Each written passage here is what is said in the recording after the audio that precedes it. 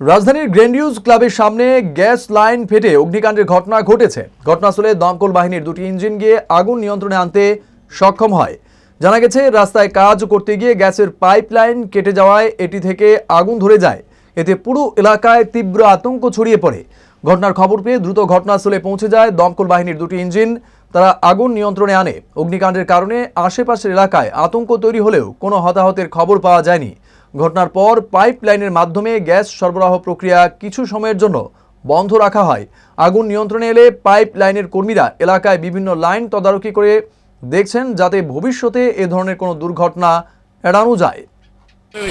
আমরা খবর পাই আছি যে এনার মধ্যে একটা গ্যাসের লাইন গেছে, আগুন লাগে। তো আগে দেখলাম ঠিকই বিশাল আগুন।